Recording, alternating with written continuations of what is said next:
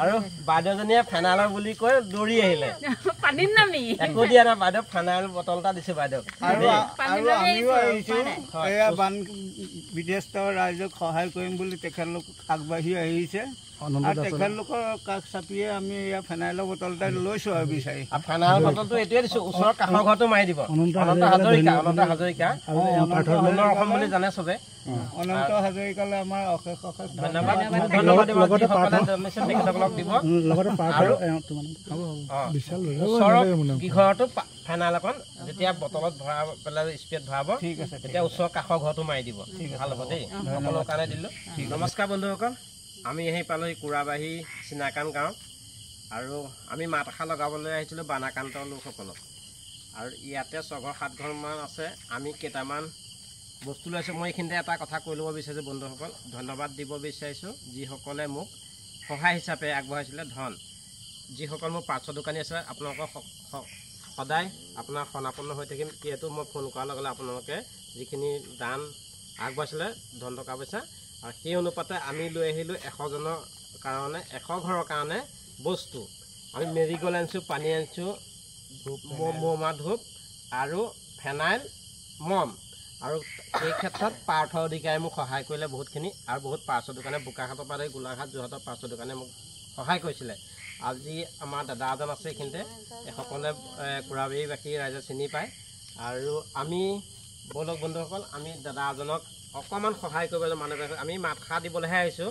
বানপানী খবৰ ল'বলৈ আহিছোঁ কেনেকৈ আছে কেনেকৈ জীৱন যাপন কৰে যিহেতু মোৰ ফলোৱাৰ্ছসকলে গম পায় আৰু এইকেইদিন অহৰহ এখেতসকলৰ লগতে যি আছোঁ কিন্তু সহায় কৰা নাই আজি সহায় কৰিবলৈ আহিলোঁ অকণমান মানৱীয়তাৰ খাতিৰত আৰু পাৰ্থ বোলা দাদা বলক আমি তেখেতক অকণ সহায় কৰি লওঁ আমাৰ এখেতসকল আছে বলক আগুৱাই যাওঁ বস্তা ভালে আছে আৰু ককাক বহুতে চিনিয়ে পায় কুৰাবাহীকে চিনিয়ে পায় এই পানী সোমালে আপোনাক মই অকণমান মৰম যাচিব আহিলোঁ দেই কোনো আমি বেলেগ ধৰণৰ নহয় আমি সকলোৱে জানে বা আমি অকণমান মৰম যাচিবলৈ আহিলোঁ ধৰক পানী বটল এটা লওক এই ভিডিঅ'টো বন্ধুসকল মই নকৰিলোহেঁতেন কিবা এটা দি পেলাই মই ইয়াত মৰম বুটলিবলৈ সক্ষম হ'ম বুলি নাভাবোঁ যিহেতু মোক ফেনাইলৰ বটল এটা দিছোঁ পানী বটল মোৰ আৰু ধূপ দিছোঁ এই ভিডিঅ'টো নকৰা হ'লে মোৰ হ'লহেঁতেন মনে মনেও দি পেলাই গুচি যাব যিহেতু মোক কেইজনমান ব্যক্তিয়ে অলপমান পইচা সহায় কৰিছে সেইকাৰণে মই ভিডিঅ'টো বনালোঁ আৰু কেইবাঘৰো আছে বলক দেখা দিম কেনেকৈ আছে জীৱন যাপন কৰিছে পানী কি বস্তু যি যাৰ ঘৰত পানী সোমায় তেখেতে উপলব্ধি কৰে নোসোমোৱাজনে নকৰে আৰু কাৰোবাৰ ধন টকা পইচা থাকিলেও খৰচ কৰিব নোৱাৰে আমাৰ নাই যদিও আমাৰ মনোবল ইমান সৰু হৈ যোৱা নাই পাৰ্থ তেনেকুৱা অলপ ফোন কৰাৰ লগে লগে আহিলে আৰু ইও বহুতখিনি দিছে ফেনাইলৰ পৰা আদি কৰি ইও সহায় কৰিলে আৰু কেইবাজন দাদাই সহায় কৰিছে বলক আৰু দুঘৰ মানুহ আমি খবৰ লৈ লওঁ আৰু কেইবাঘৰো আছে বন্ধুসকল যিসকল শিবিৰ আছে তেখেতসকলে এইটো ভিডিঅ' চাই কোনোবাই মোক আপত্তি নকৰিলেও হ'ব যিহেতু মই শিবিৰত থকাসকলকহে মই অকণমান মাতষাৰ লগাবলৈ আহিছোঁ বলক আৰু কেইঘৰমান আছে আমি চাই লওঁ দেই ককা দুঘৰমান পালোঁ ব্যক্তি ফেনাইলটো দিছোঁ আপোনালোকে ব্যৱহাৰ কৰিব দেই ফেনাইলটো যিহেতু সাপ বেছি হৈছে মই অকণ কাৰেণ্ট নাই সেইটো কাৰণে দিছোঁ আৰু বিস্কুট এটা দিছোঁ অকণমান সহায় কৰিবলৈহে আহিলোঁ যিহেতু আমি 100 জনৰ প্ৰজেক্ট লৈ আহিছিলোঁ দেই বেয়া নাপাব ধন্যবাদ দিয়ক আৰু কিছুমানক আশীৰ্বাদ নিদিলেও হ'ব আপোনালোকে বেয়া নাপাব কিন্তু যেতিয়া আত্মাই আশীৰ্বাদ দিব আপোনালোকৰ সৌভাগ্য হ'ব আৰু মনোবাঞ্ছা পূৰণ হ'ব মুখে আশীৰ্বাদ দিব নালাগে আইতা হয়নে আৰু আত্মাই দিলে হ'ব আশীৰ্বাদ বলক আমি কেইবাঘৰো ওচৰলৈ যাওঁ আৰু এঘৰ আছে দুঘৰ দিলে নে 3 ঘৰ দিলে 3 ঘৰ দিলোঁ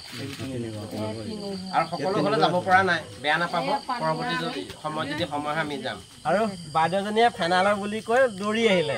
পানীত নামি একো দিয়া নাই বাইদেউ ফেনাইল বটল এটা দিছোঁ বাইদেউ আৰু আমিও আহিছোঁ এয়া বান বিধ্বস্ত ৰাইজক সহায় কৰিম বুলি তেখেতলোক আগবাঢ়ি আহিছে তেখেতলোকৰ কাষ চাপিয়ে আমি এয়া ফেনাইলৰ বটল এটা লৈছোঁ আৰু বিচাৰি ফেনাইল বটলটো এইটোৱে দিছোঁ ওচৰৰ কাষৰ ঘৰটো মাৰি দিব অনন্ত হাজৰিকা অসম বুলি জানে চবে অনন্ত হাজৰিকালৈ আমাৰ অশেষ অশেষ ধন্যবাদ ধন্যবাদ দিব যিসকলে জন্মিছে তেখেতসকলক দিব আৰু ওচৰৰ গৃহতো ফেনাইল অকণ যেতিয়া বটলত ভৰাই পেলাই স্প্ৰেত ভৰাব তেতিয়া ওচৰৰ কাষৰ ঘৰটো মাৰি দিব ভাল হ'ব দেই সকলোৰ কাৰণে দিলোঁ ঠিক আছে মোৰ শুভাকাংক্ষী হয় আহি পেলাই পালোহি আৰু তেখেতৰ ঘৰত এতিয়া বৰ্তমান অন্ধকাৰৰ পৰিৱেশ পোহৰ নাই নমস্কাৰ আৰু তেখেতৰ ঘৰত সেই কাৰেণ্ট নাই চিনাঘাটত নাই কাৰেণ্টটো কাটি দিলে বাৰু জেগাই য'ত পানী হৈছিলে আৰু তেখেতক আমাৰ পাৰ্থ অধিকাৰী কিবা এটা দিব মৰম যাচিব আৰু মম দিছোঁ পোহৰৰ কাৰণে ফেনাইল দিছোঁ সাপৰ কাৰণে ধূপ দিছোঁ আৰু মহৰ কাৰণে বিস্কুটটো দিছোঁ শিশু খাদ্য হিচাপে দিছোঁ আৰু বেটাকেইটা আছে ৰাতিপুৱা কলৈ যাব আৰু ধন্যবাদ জ্ঞাপন কৰিলোঁ তোমাক আমি আৰু আগুৱাই যাম বন্ধুসকল আৰু কেম্পত বহুত আছে তালৈকে যাম ব'লক ধন্যবাদ দেই